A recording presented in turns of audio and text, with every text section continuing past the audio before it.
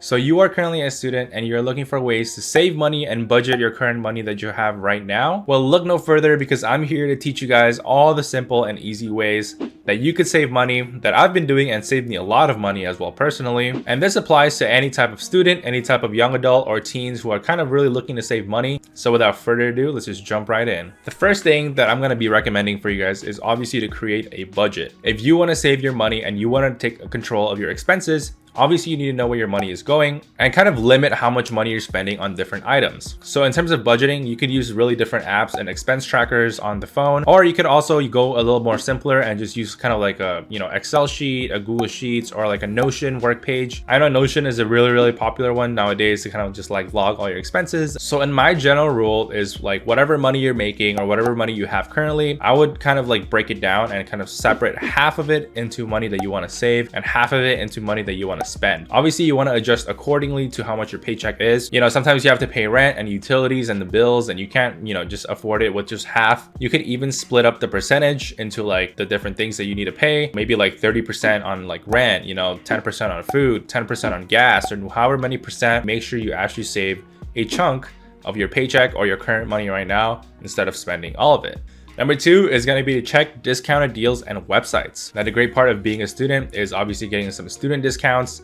Having that .edu email is going to be super powerful, along with, just having a current college account or having a current high school active account, right? There's going to be online websites that can verify that you're a student and kind of make you eligible for discounts on little things. I know back then there was a website online, I believe it was called Unidays or something. Unidays was perfect for students in terms of like providing discounts. I know if you want to get your software or whatever, like Adobe, they do student discounts. A bunch of other software do like student discounts. So make sure you always check for the student pricing first before you buy anything. Another tip in the same category I would say is also use kind of discounted websites online. So there's going to be like different websites like Slick Deals, Brickseek, and all these different websites that kind of scout around for like good deals online. Whatever it may be that you're shopping for, there could be, current sales and current discounts going on.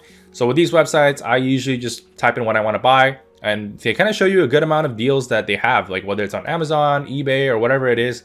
They kind of curate you guys a little list. Another extension and app that I would like to use as well is like those cashback apps. So like Rakuten, Honey Rewards. And again, speaking about cashback, if you do have cashback credit cards, don't forget to use them as long as you remember to pay on time and have the money to pay those cards. Tip number three I would add is gonna be price matching when you're shopping in person. Now I know a couple of retail stores in person that actually allow you to price match. Some big names out there include Target and Best Buy. So with Target, when you go check out and you find a cheaper item online, you could actually price match to that item. Whether you found it cheaper on Amazon, whether you found it cheaper on Walmart or the Target.com website itself, you could always price match that item. I always scan my whole cart. When I'm in Target, I scan my cart and see if there are better prices online for the same item, because chances are if there is, then you can always price match that item.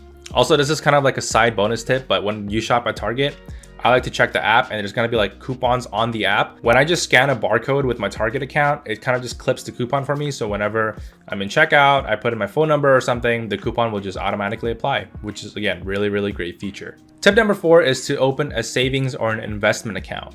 Again, it is never too late or too early to start a savings and investment account. You could open up a high performance or high yield savings account, and that will give you a good amount of money in terms of interest. I know for me, I use the high performance savings account from Capital One, and the interest rate is pretty great actually.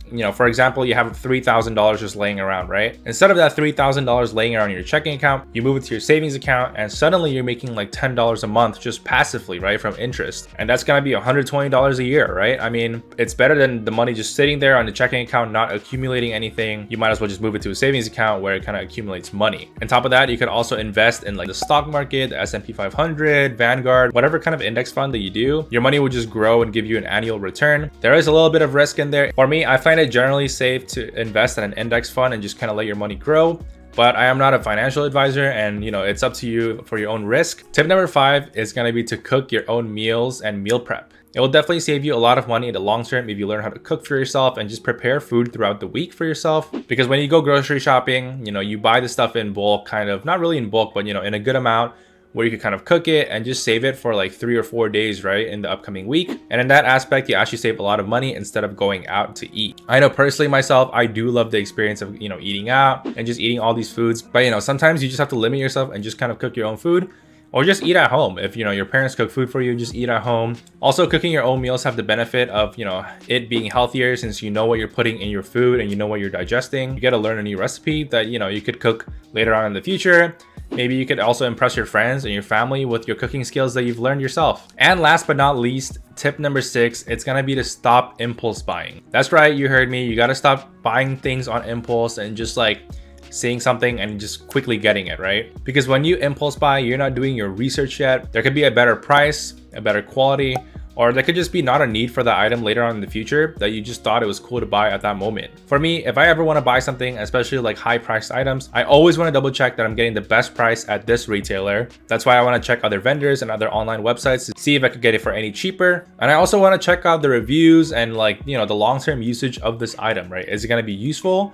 Or is it just going to be this like one-time buy thing for, temporary satisfaction and just kind of forget about it, right? One good rule that I apply for myself to see if I could really afford that item is, if I ever lose this one item, will I be able to afford to buy it back? And if I am, then yeah, sure, I could afford the item. But if I'm not, or I'm going to be like a little iffy about it, like, yeah, like if I lose it, I'm not going to buy it back because I don't think I could afford it, then you probably can't even afford it in the first place. If you want to buy something out of impulse, make sure you really give it thought. Kind of let it sit out for a day or two and just come back and see if you still need the item. And with that being said, that concludes my whole tips in terms of budgeting and saving money as students. If you enjoyed the video and you find the video useful, don't forget to hit a like and hit the subscribe button down below, where I kind of share more tips and advice on other things as well. I will catch you guys all in the next video.